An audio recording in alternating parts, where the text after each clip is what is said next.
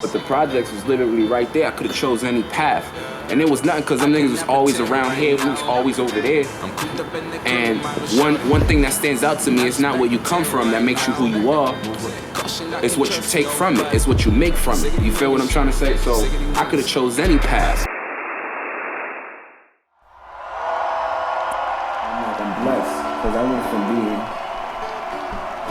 just a child in the hood running around, watching my dad be a musician, watching, my uncles be a musician, to me wanting to be that, you know what I'm saying, going to rehearsals. And, I felt like if I wasn't intrigued or if I wasn't interested in that, I wouldn't have been as, who I am today. Hold up, my niggas is coming up. All you niggas is toughen up. And if it's a problem, I'm pulling up. Drive through my city, the truck about 50 is bustle and hustle, no lucking up. I found me a model, forgot about her man. She said that he weak and he fucking up. Music. People ask me like, yo, who records your music? And I'm like, I record my own music. How do you do it without an engineer? I'm just like, the running back and forth. I literally get up from this chair, I run in the booth, and that also helped me, that also helped my delivery, because in my mind, I'm like, I gotta bang this out. I wanna get sound for my snap real quick. Everybody take out your phones, like this bitch up one time. Everybody take out your phones, like this bitch up one time. Let's do it. Yeah. We in my motherfucking city, we in Boston. Boston, what's up? Make some motherfucking noise. In my mind, I'm like, I gotta bang this out because I don't want to keep walking back and forth. So it also helped me think about things a lot quicker. I don't write music. I don't write music. I think about it. I go lay it down. And if I have to do it in parts, I do it. Oh, they right here. They got the big bursts. We used to come and buy the big bursts. But they look so different now. Big bursts back in the day they didn't look like this. I used to buy the grape Jones. I used to buy the grape juice. But I'm looking for the TV. Where the TV go? I started winning, they got rid of all the wrong things. I flexed up and then I started doing my own thing. I don't move about the crib unless the phone rang. That's the plan, called to move a couple things. But now it's back. And I think the investments, that me and my dad put into building the studio, for me, I think that was one of the best moves in the world. Like, when we moved as a youngin', I don't live here no more, but I have my studio here at my parents' house still. But when we moved here, the first thing we did was build the studio. This is a garage. You feel what I'm trying to say? And we made it into a studio. And that kind of like set me up. Most parents don't set their children up, you know what I'm saying? And that's what I want to do for my children coming up. I want to set them up so that they're successful. And I take pride in what I do, man. I take pride in what I do. Gratefully, the people who believe in me is that's what keeps me afloat to this day, and I'm able to translate that into me. Larry Drip.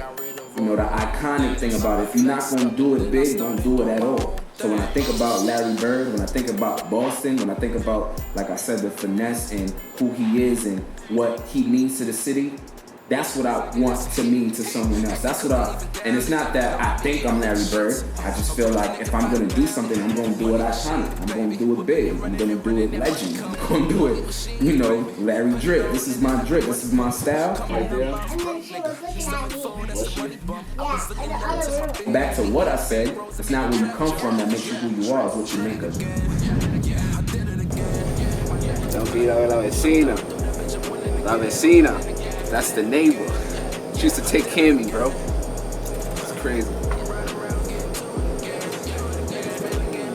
Come and buy beef patties with cheese. Them shit was lit.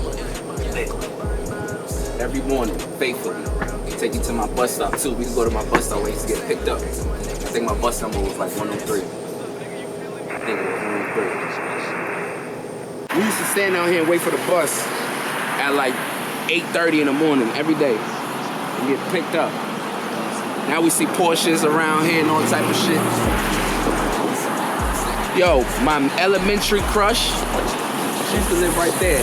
The house wasn't green before, it was white. Her name was Adrena. I used to wait for her all the time. I used to go pick her up, be like, you wanna walk to the bus stop? That's the drip shit I'm talking about. Like, that's the drip shit that most kids today don't even get to experience, because it's just like shit's so different now. But I used to enjoy waking up in the morning and coming here knowing that my crush was gonna be right here. My elementary school, I was in like K2 or something. Whatever you do, you gotta do it iconic. Like, it don't matter what it is. Drip just came after. Drip is what you make it, right? Drip is what you think is cool. It's not what society thinks is cool, because we get confused about what we think is cool because of what the next person says is cool. Now, what's cool to you is what's cool to you. It don't have to be cool to the next person. You feel me? So that's why I added, you know, Larry, and then I added the drip. So I was just like, I had a Larry Bird because of the iconic image and the iconic view. I knew how I wanted to do things in life. I wanted to do it big. I wanted to do it major. I wanted people to talk about it. So I was just like, we gonna add drip after that Larry. So I drove back home to Boston, from New York to Boston, just saying it to myself. Larry Drip, Larry Drip, Larry Drip. And then it just stuck to me. It just stuck on to everything that I was just trying to accomplish. Like, even the songs, before I even came up with the name, was Larry Drip. Like, everything that I was saying was drip, drip, drip.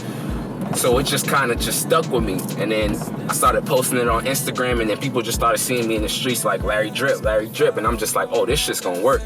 You feel me? So that's basically the message behind Larry Drip. It's just like the iconic legend of Larry Bird, being from Boston, you know, well, being from Dorchester, exact, you know, it just makes sense, you know what I'm saying? So with my album, Larry Drip, or my EP, the way I went about it was kind of like different. It kind of just came to me, right? I started recording music, and I didn't really have a direction, but I had people around me that helped me create the direction. Because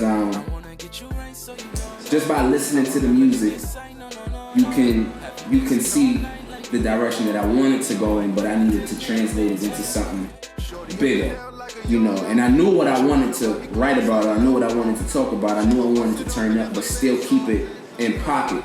Like, I wanted to talk about different things, like real life things, but still make it be turned up. Like paying your rent on time. Most niggas like to blow a check and not have the money to not have the money to pay your rent on time. Like, that's the shit that I'm talking about.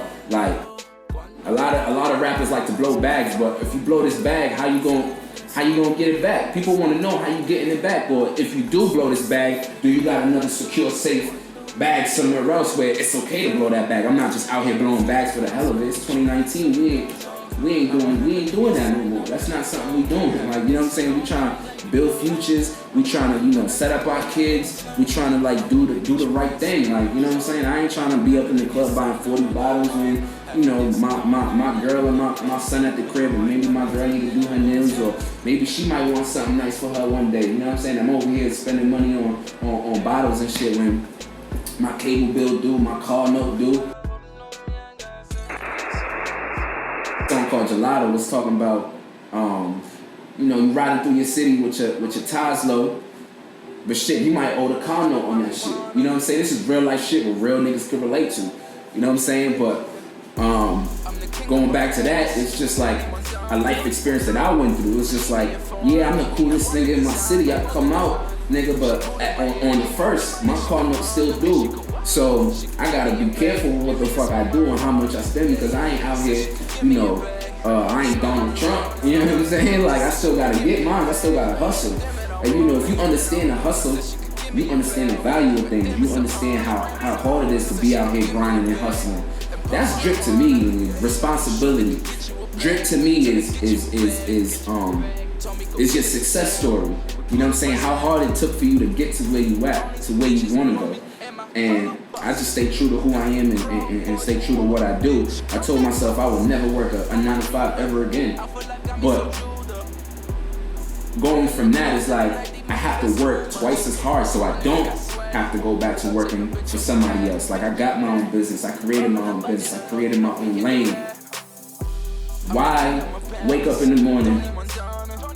Word of Chance. This is from Chance.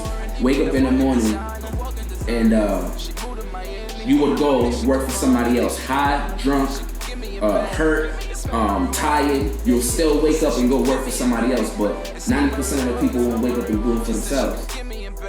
That's the crazy part about life, how people wake up and go work for somebody else and go work hard for somebody else, but You ain't gonna work as hard when it's time to come in the studio. You're not gonna work as hard when it's time to shoot a video. You're not gonna work as hard when it's time to do these photo shoots. Or you're not gonna work as hard when it's time to build your social media. All this shit that involves entertainment is something that you do, whether you're a model, whether you're a videographer, whether you're a photographer, whether you're a rapper, singer, producer, engineer. You gotta work hard in everything that you do, no matter what. Don't let nobody outwork you. Wake up in the morning, go work for yourself. And that's a fact, that's Larry Drip.